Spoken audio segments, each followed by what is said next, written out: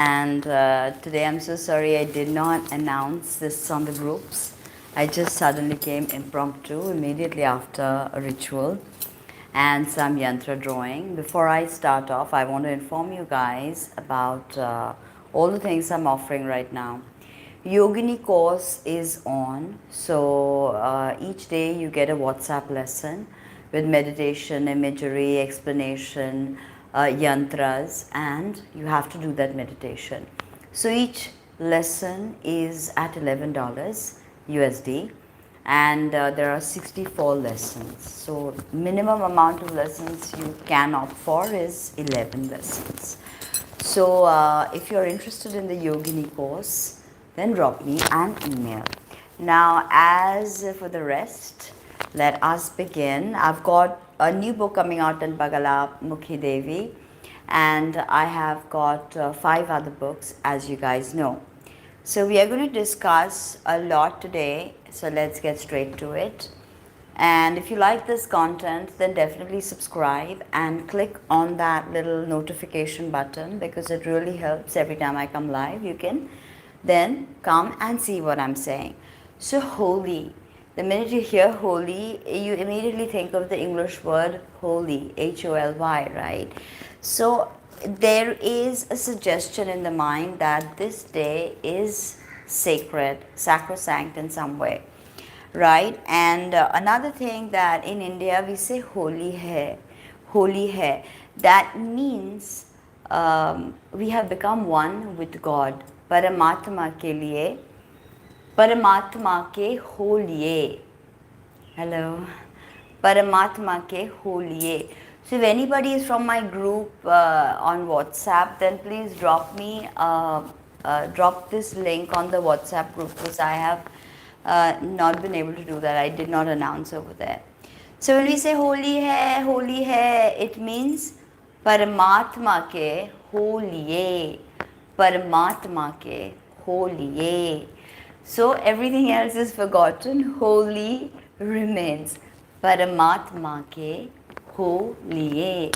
That means we have become one with the absolute truth, one with Paramatma. So this is the significance of people saying Holi hai. And many people have wondered that why do they have to proclaim thus? What are they proclaiming? Everybody knows today is Holi. Tomorrow is Choti Holi and next day is Badi Holi.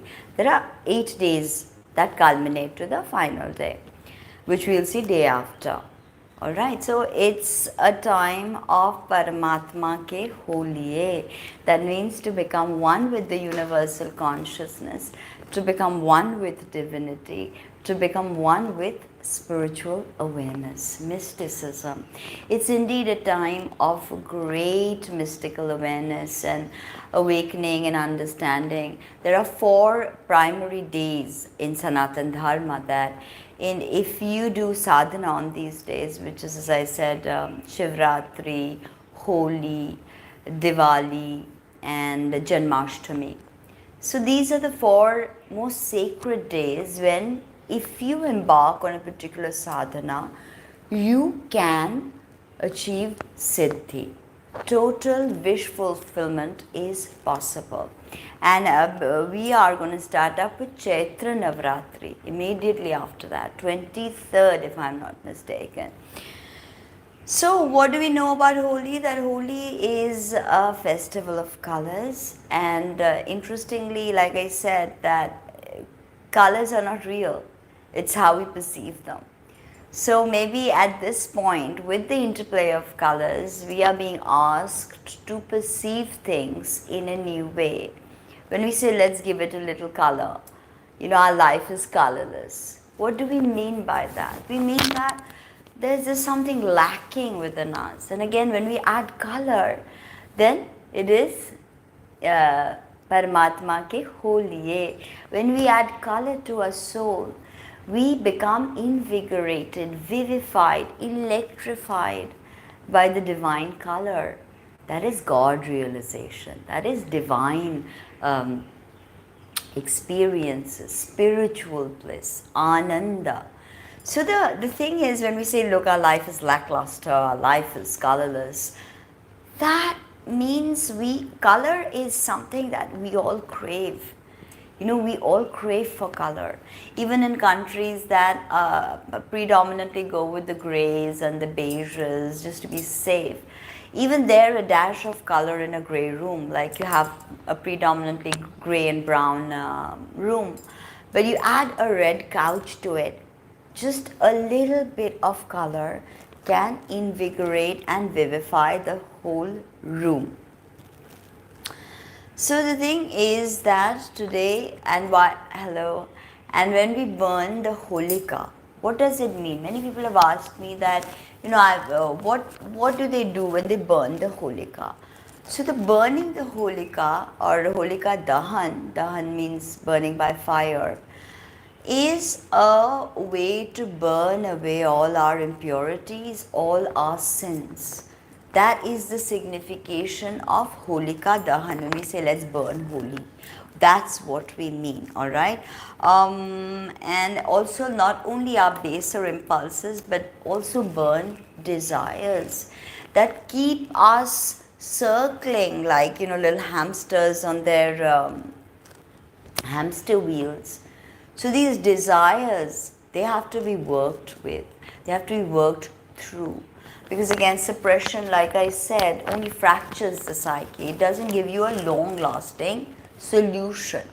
So repression, suppression, all of this is not going to work. Desires have to be fulfilled. Then desires have to be let go.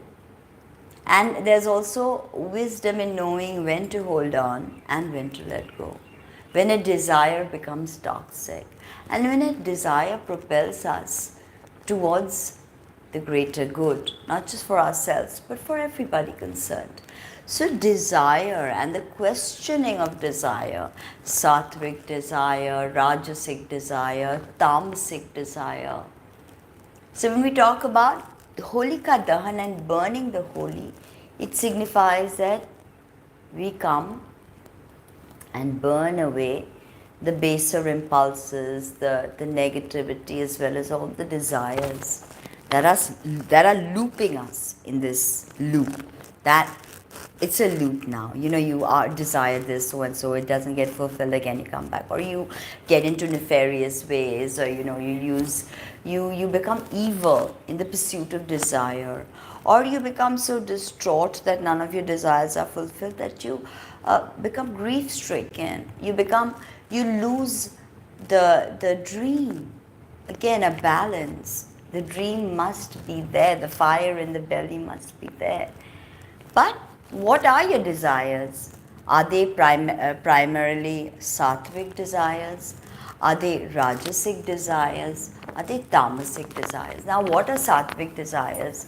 Sattvic desires, wanting to help someone, wanting to heal someone, wanting to do good for someone, wanting to do good for one's parents, wanting to realize God also is a sattvic impulse. Whereas if you have a rajasic impulses are making money, getting married, having progeny. These are rajasic impulses. And then we have tamasic impulses. Tamasic impulses are when we get jealous, when we get avaricious, when we covet for what other people have, then when we do not engage in a rigorous process of self-examination, and we are just like swaying with everything, just because my neighbor has this, I want that. So this kind of desire, what is your desire base? Are you primarily a sattvic person? Are you primarily a rajasic person? Or are you a tamasic person? Because this burning of the symbolic burning of tamasic desires can be achieved during Holi. Now, even if you live in a place where you don't have Holi, then you can go on any panchang and check out that Holika Dahan timing and make a fire, and you can, this is very interesting. You can take some mustard oil and in a copper lota, and then you can hold it to your third eye. And from the third eye, you can visualize all the negativity, all the bad thoughts, the jealousy, the anger, the repression, all of that come out and settle into the mustard oil. All right, and then you can put that in the fire. All right, and then you can take another little bit of mustard oil and you can hold it with copper to the third eye, and then you can visualize all the things that you want to bring forth in life. The relationships, the kind of relationships. Again, relationships based on codependency will never survive. Just because you are in love with the concept of love, or you feel like, oh, this is the right person for me because of so and so, and you're going round and round, and again, like the hamster on his wheel. You have to sit back and think that if tragedy is coming to you in the form of relationships, then what is it about you that needs to be changed? Because relationships are always about opposing forces, two people, polarities, right? You can't have a relationship by yourself. You can, and that's a relationship with yourself.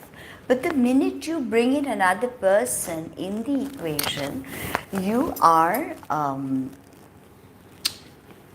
can't just think about yourself.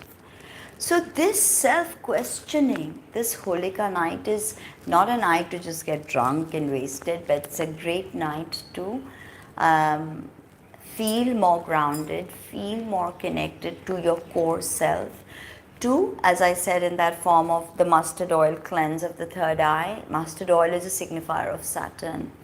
So, and we know that Saturn is in Aquarius at this point, and it's a powerful for giving us Sasa Yoga. So, powerful Saturn mantra to do while the third eye cleansing with mustard oil is Sham Shanishcharaya Phat. Sham Shanishcharaya Phat. This will help you remove all the toxins. And of course, visualization greatly helps because it takes you to the dharana level. Visualization means you are accessing, you're trying to go beyond the pranamaya kosha into the manomaya kosha. And you're trying to bring in snippets of information. You're trying to establish what is visualization, holding dharana. That means you are holding onto a mental image for extended periods of time. So, this is important to realize. Again, I don't know who has come. Now, this particular Holi is observed on a Purnima in the month of Phalgun. And of course, we have Uttara Phalguni, which is the Uttara Phalguni Nakshatra, and I've made a video about that, so you can check that out. And now, when the Holika burns, so there are pradakshinas or circumambulation that needs to be done. So you go around and you go around once, twice, thrice. Wow, a beautiful raven has just come to my balcony. Oh my God, what a beautiful, gorgeous raven. Completely sidetracked. Okay, so as I was saying that, going around the Holikas. Many people have asked that how many times do we need to go around the Holika. So as I have told you guys that it depends on, it was crazy. It was that big, all fluffy and very beautiful raven. So you need to, according to what you want, okay, according to that, pradakshinas are counted. So material things are usually 3s or 5s. Going into spiritual awareness is 7 times pradakshina, 11 times. So it depends. And I've also given you an Uptan to use in my last Holika and Amlaki Ashtami, Amlaki Ekadashi video. That the Uptan will greatly help you. So you can do Uptan tomorrow morning and you can do Uptan next day morning as well. And then you keep it all and then you burn it in Holika. If you don't have Holika, then you can burn it in a fire that you make with all those, you can write all the problems, all the complications, burn it. So this can be very effective. The Uptan recipe is there in the last video, so make sure that you make the Uptan by tonight. And or you can even make it when you get up in the morning. Just don't put it in the fridge. Leave it outside. Then you have to get raw turmeric, you have to get mustard oil, you have to get black mustard seeds, and was there something else? I don't remember right now. And you have to sandalwood powder, and you have to grind them up and make a nice paste and put it all over your body, and then I've explained the Padvati in the last video, so check it out. And then scrape off all that turmeric, right? Scrape off all that turmeric and then burn it in the Holi. And another thing is amla juice, amla ras. So to bathe with amla juice tomorrow and day after. Very good. You will be blessed by Lakshmi herself. It's again a great day for Shabdi sadhana and all kinds of tantric sadhanas or mantra sadhana, yantra drawing, all of this. It's really a powerful thing. Now, when we are burning the Holi, we have to symbolically visualize that all of our ignorance is being burnt away, Jnanagni. That means the fire becomes a flame, burns away all the ignorance. Jnana Agni. So, Gyan means knowledge, Agni is fire. So, it's kind of like the knowledge of fire that burns away the ignorance. This is something to think about. And the spiritual significance comes from Prahlad, of course. Prahlad was worshipping Lord Narayana, and his dad was Hiranyakashipu. Hiranyakashipu. Okay, it's a complicated pronunciation. I always mess it up. So he who was an asura, and he was tormenting Prahlad. Why? Because Prahlad would chant Narayan, Narayan, Narayan. So Prahlad's father, Hiranyakashipu, was basically so strong and powerful because he had a boon from Shiva. And he could not be killed by anybody.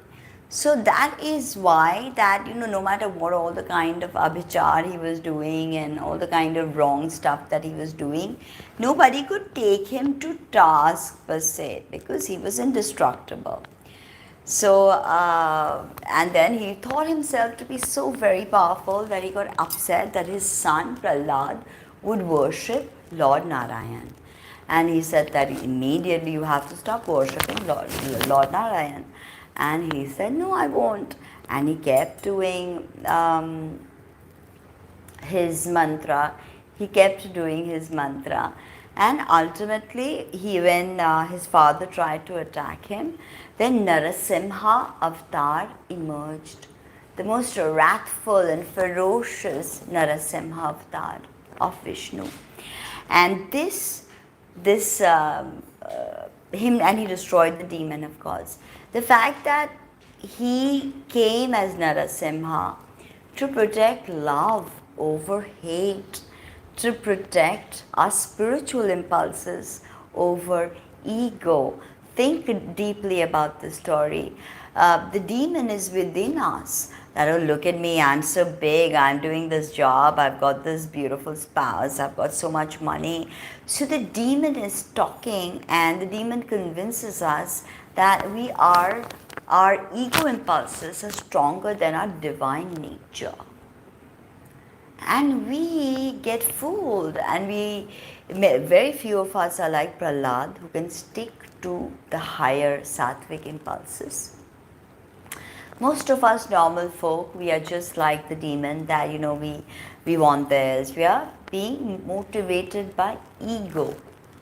So at this point, a powerful burst of energy can arise from within us as wrathful as Narasimha to destroy our ego.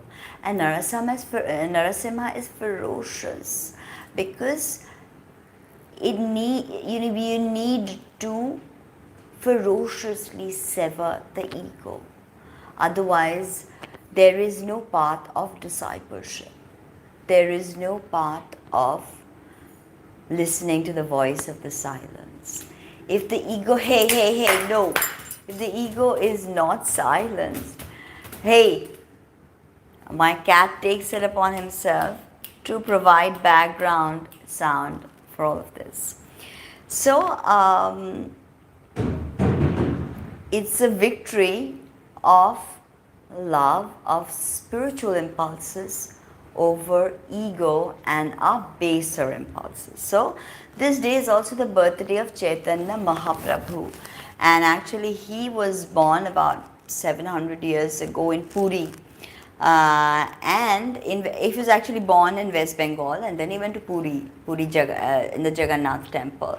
And he started the bhakti movement, Chaitanya Mahaprabhu, Hare Rama, Hare Krishna, and ISKCON and all are offshoots of that. But his mystery is, the mystery about Chaitanya Mahaprabhu is how he died. He just vanished. And nobody knows anything about his death or about anything as to what happened to him. Some say he became a light body, some say he's murdered and, buried somewhere in front of the Jagannath Murti itself. But we don't know all of this, so this is all speculation. So if you're ever looking to do a trip, you should definitely go to Puri Jagannath temple, because it is honestly such a beautiful place, and the temple is very, very Jagrat, and it has a lot of Ganpati resonance, Jagannath and Ganpati, because don't forget that Vishnu took an avatar as Ganpati because he wanted to be Sati's child. So there's all of these energies are actually the emanation from one primordial energy, the Parashiv, the Parashakti. All of these energies have emanated. You can call her Kali, you can call her Kamakhya, you can call her Tripura Sundari. All of these gods and goddesses and all of them have originated from that primordial male and female. So this is definitely a good scene that we have this Sarva. All right, some people are calling me on Skype right now. But okay, so as I was saying, that I'll take your call in a bit. So as I was saying that the thing is that we have this Sarvartha Sadhak Yoga, and we have some very powerful yogas where we can use this energy, burn away all our tamasic desires, our tamasic impulses. This full moon is a very powerful kind of awakening wherever it is happening for you. And actually tomorrow is also Lakshmi Jayanti. Tomorrow is Lakshmi Jayanti, so all kinds of financial woos, women who are looking to get married, women who are looking to have children, people looking to enhance their businesses, people looking to get auspiciousness, grace of Lakshmi. Lakshmi is all things auspicious. So tomorrow is Lakshmi Jayanti, where I will be hopefully back. I have a lot of work tomorrow. Tonight everything starts. But hopefully I will be back tomorrow in front of you at this time, discussing Lakshmi Sadhana, Ashtalakshmi, who is Lakshmi, Shabri mantra of Lakshmi, a tantric mantra of Lakshmi, Lakshmi Bisa yantra. I have given on my channel Lakshmi Bisa yantra.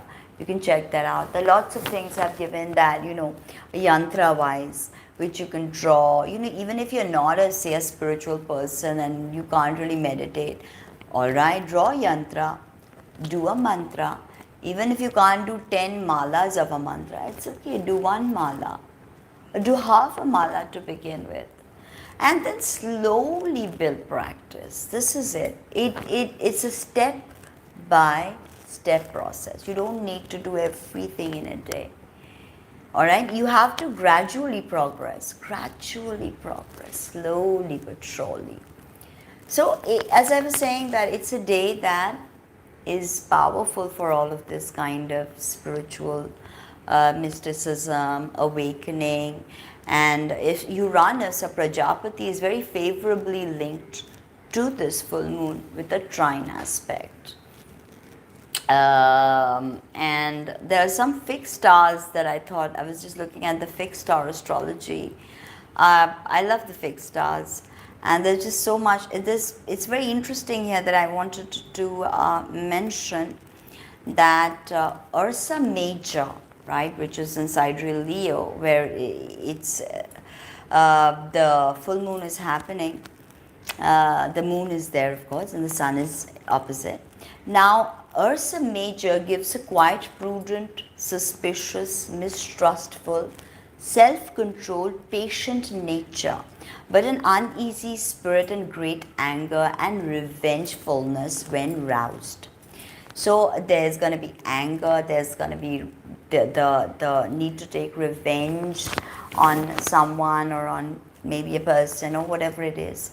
So all of these impulses need to be, and we know that the Ursa Major and Ursa Minor are the two bears. All right, the Ursa Major and Ursa Minor. Now, both the bears, right, is said to presage an evil influence. So, like I said, that there's an auspicious side to it, there's also a negative side to it. So, some of us will be vibing with the negative, and some of us will be vibing with the positive. So, the thing is that what do you choose at this time? Where are you at? Are you at a negative juncture? Then it's time for you to, restructure the thought pattern. Are you in a positive juncture? Then build on that positivity, build on that optimism, build on that self-love and love for all things. So, we are all at different stages of evolution. No one is at the same point or at the same stage. All of us are moving, shifting, changing. Why? Because life is dynamic. Life is not static. So, I saw this Facebook meme that was hilarious. That I went and started deleting the posts I made 5 minutes ago, because I'm not the same person that I used to be. So it was made as sarcasm, right? That, you go around deleting all the posts you had made many years ago. But even 5 minutes ago, you're not the same person, right? It was a parody, but there's a truth to it. That honestly, 5 minutes ago, you're not the same person anymore. And because every nanosecond, we are hurtling through space. Every second, and the solar system is moving at some kind of massive speed, right? And we don't feel it. It's because of gravity. Gravity is keeping us locked here. But the point is that change is imminent, and time in the linear sense of how we understand it doesn't exist. So our understanding of time also needs to be expanded upon, shall we say. And another thing I'll tell you is that all of these evil influences, again, interestingly, the two bears are Martian in nature, or Ursa Major and Ursa Minor. And we've got two other fixed stars, Mizar and Alcor. Now, Mizar is also Martian in nature. And it is that it deals with catastrophic events and mass calamities. So there's definitely going to be something that happens in the way of a natural calamity. I feel that. By the way, I prepared all my 2023 psychic predictions, right? And I did that episode for my Tata Sky network, and it was greatly appreciated. And tons of stuff I had said has come true in that. So I have the notes available for that. So I was thinking of, and I had planned to do that for this channel, but just never got around to it because life's been so hectic. But I think that I'm going to come out and do the psychic predictions for 2023. Might be interesting. Now, the other thing is that it looks to be a time of conflict. So this Ukraine thing, something may flare up, and it may have to do with money, like the monetary aid or something like that. It could possibly be that. Now, Mizar is not helpful, but Mizar gives artistry. In fact, when you think about this actress, Marlene Dietrich, German actress, she had Mizar rising, and so did Mozart. So there's definitely a creative Venusian side to this. But Ptolemy has said that Mizar is, one sec, Ursa Majoris is named Alcor, and in Arabic Al-Khawari. Al-Khawari meaning the faint one. All right, so the Arabs say that this definitely, the Ursa Major and Ursa Minor. This Ursa Minor you couldn't see with the naked eye. So the Arabs devised a test that if one could see Mizar with Al-Khawari with the naked eye, that means they had good eyesight. So it was kind of like an eye test for them. Okay, in Hindu, Mars, this Mizar is Vashisht and Alcor is Arundhati. Vashisht and Arundhati. Told you that Brahma Rishi Vashisht and Arundhati. Now, interestingly, they depict a married couple, and they symbolize the closeness, intimacy in a marriage. So this is very interesting that Ptolemy, the Western astrologer Ptolemy, had said that the stars in Ursa Major are like Mars. But science has said that no, Mizar and Alcor are like Venus. So that immediately explains why the Hindus had called them Vashisht and Arundhati. Vashisht and Arundhati, why? Although Ptolemy had said that, this Mizar and Alcor are like Mars, but astronomically they are not. They are like Venus. And I said that, artistic tendencies can be seen with, Mizar on the rising or something like that. But our ancients in India already said that this is Vashisht and Arundhati, and astronomy has discovered that the two stars, Alcor and Mizar, are Venusian in nature. So again, all the relationship significations, because they are of the nature of Venus. That's why the Hindu astronomers had said that these two stars in Ursa Major, Alcor and Mizar, they are Venusian in nature, relationships. So interesting, right? To see that so much of this ancient knowledge and especially if you look at the fixed stars, and if you're looking at, I'm very interested in syncretism. To understand, to see that this culture says this, and this culture says this, and this culture says that. And once you peruse through and understand, then you can kind of link it, and you can say, okay, this worked or this didn't work, or okay, this could be expanded upon. Now, Mars also, of course, has a relationship component, the lust component to it.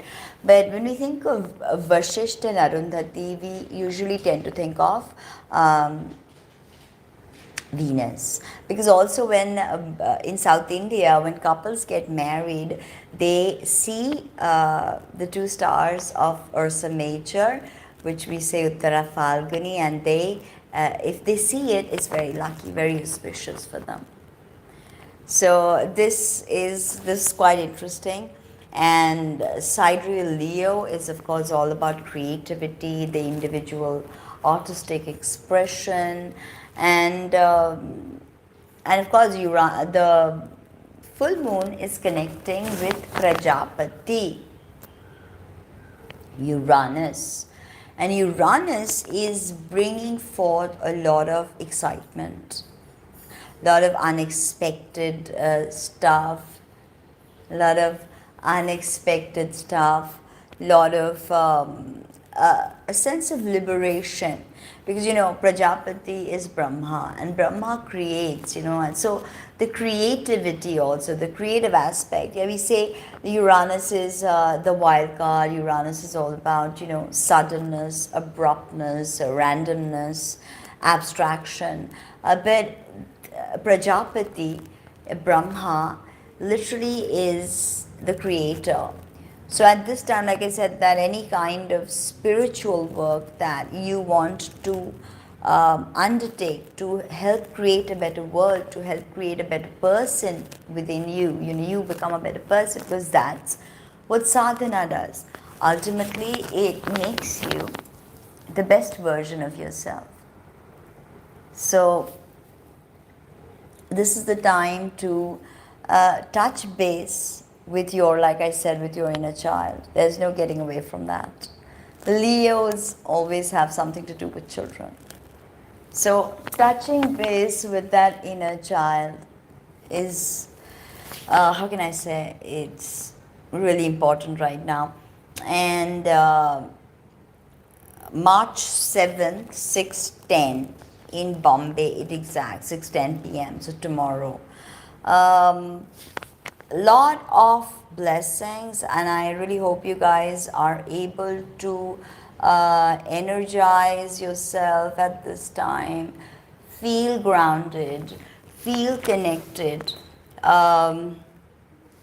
One sec, I had some other stuff to say that I made a note on, and yeah, American students, some Bhairav kids are traveling to America. Complete black magic removal, good luck, good vibe, money kit of Bhairav. If you're interested, drop me an email. Now, Jupiter and Venus are, of course, together in the skies, and tomorrow Venus is moving, not tomorrow, 12th, I think, if I'm not mistaken, 12th Venus moves into sidereal Aries. And this is a time when wherever Aries is, especially those Aries people, Aries moon, Aries ascendant. I'm not talking about the Western Aries, I'm talking about the Vedic Aries. You're going to feel love, you're going to feel I won't say a warmth, you're already fiery, a coolness, something like when you're like really thirsty and parched, and then you get a nice cold drink, right? Or say a coconut water, and you just put it in your mouth, and you're like, you're immediately energized, refreshed. So this is indeed a very good time for that. And because tomorrow is Lakshmi Jayanti as well, practicing the Lakshmi Mudra and doing Shring will really help. But I will try to come back with the Lakshmi Mudra, Mantra, Bijakshar, Sadhana, all of this. I'll try to come back with this. But it's a very sattvic atmosphere right now with Venus and Jupiter having met, having, blessed us, and Venus a sign of exaltation. And this, I told you, is the two gurus, right? The two gurus. The gurus that teach the asuras. The asuras are the lower impulses. Venus is the five senses. in our five senses. So, and the five-pointed star that Venus, that Venus creates, the five-pointed stars, right? Oh yes, yes. Wearing naksha, wearing crystals, wearing a Sulaimani Akik, so many things. But let's get back to, if you want a consult, you can drop me an email.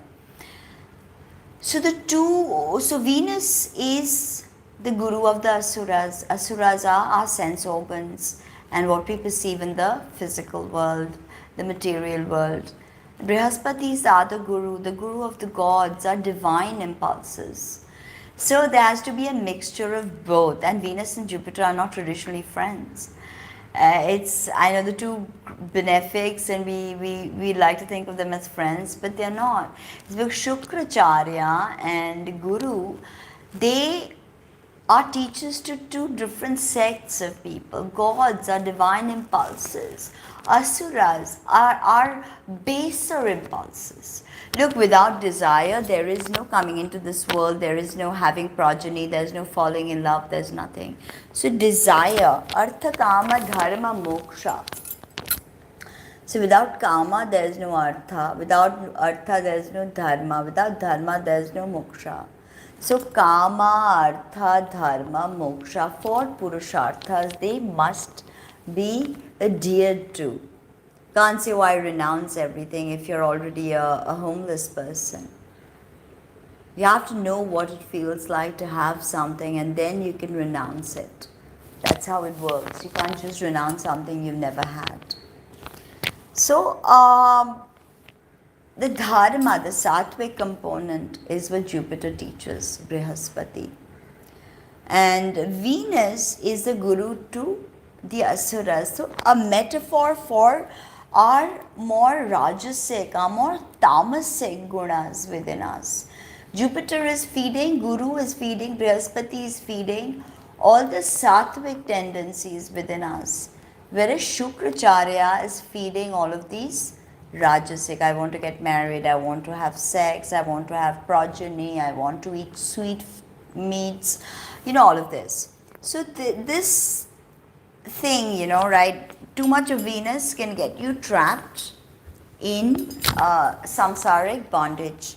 But too much of Jupiter means you will not be able to function correctly. So Venus, Shukracharya needs to give you his wisdom as well. Because you've come into the material world, right? Everything is not all sattva here, right? So you have to have the right balance between Venus and Jupiter. And I hope this conjunction of theirs up in the sky has given you the opportunity, because it happened in Pisces, all encompassing, teaching us things, loving us selflessly, sacrificial. So, and it's a sign of Venus's exaltation, and it's Jupiter's own sign, right? So this is what we need to learn, how to balance our sattvic gunas with the more rajasic and tamasic gunas.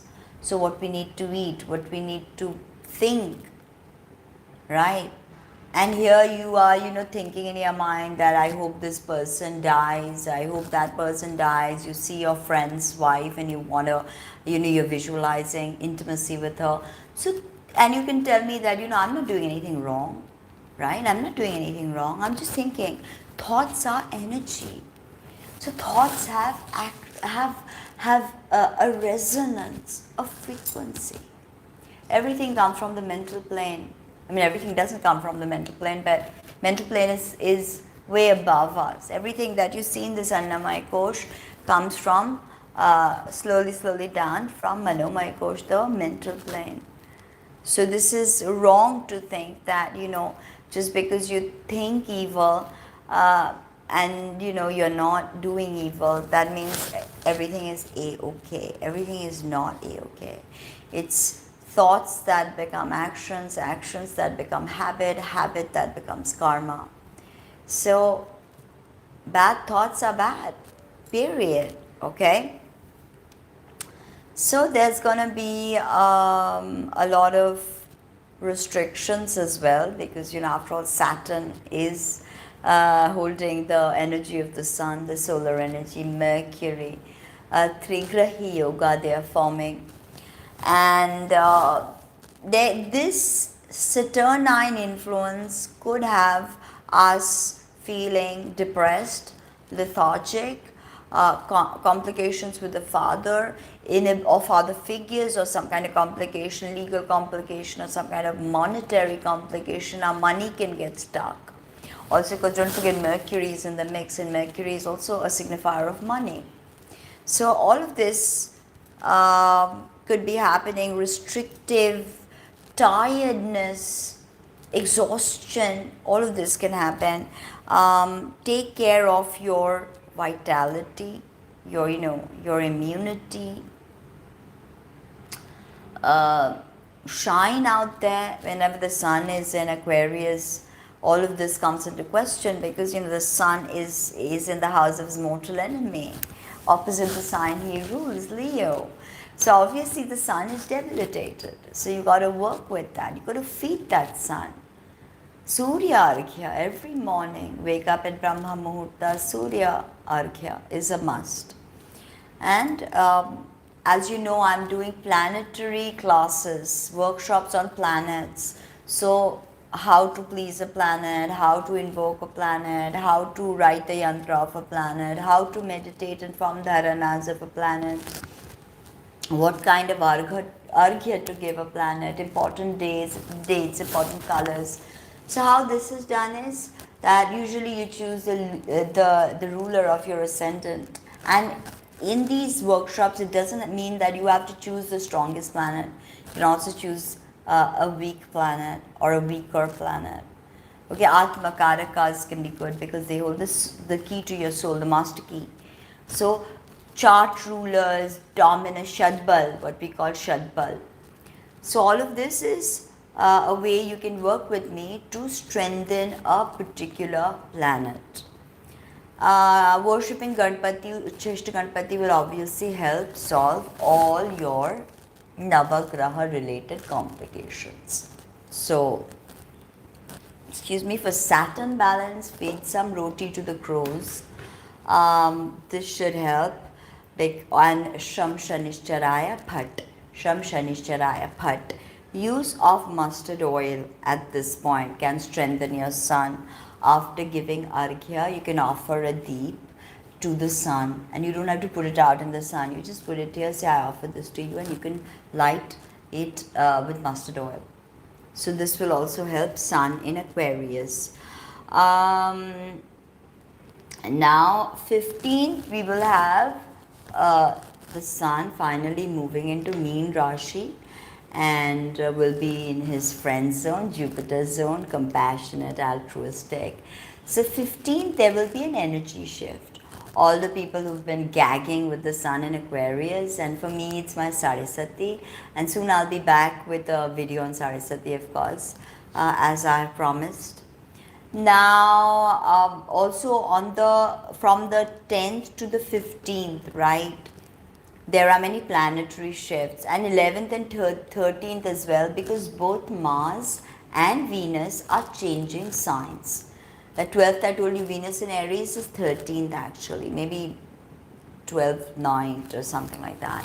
Now the Venus will cross over the Gandanta and move into Aries, and this Gandanta triggering, because we've had all of these culminative experiences, relationship insecurities, instability, mental imbalances, feeling like you've been drained, like you've been sucked out of energy, that you have to ground yourself heavily when Venus is crossing Gandanta, especially if Venus happens to be an important planet for you. Don't forget that. There could be complications. I mean, Aquarius people, you are possibly feeling a distance from your father or your mother.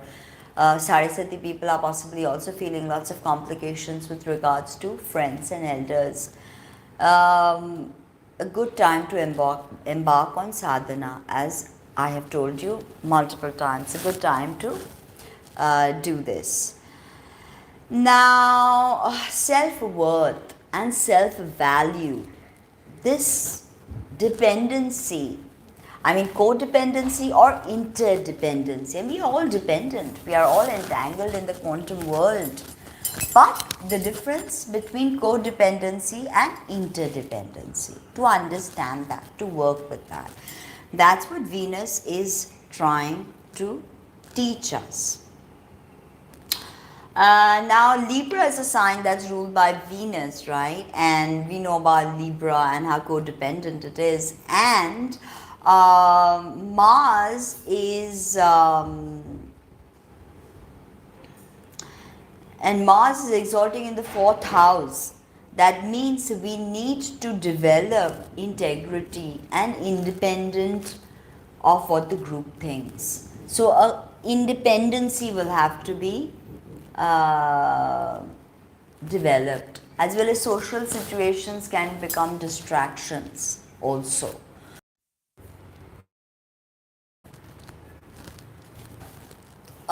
Creative energy, please be playful, be nice to your family, be nice to people you love, and of course coming April 20th and 21st.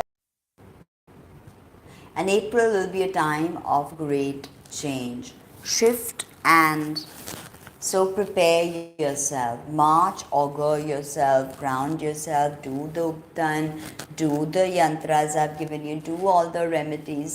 It's a time when you can expedite your spiritual progress. I don't know why my line keeps crashing. I guess it's a sign that I should get going. I don't want it to keep crashing, and it can be really mind-numbing if you're watching something and it just keeps crashing.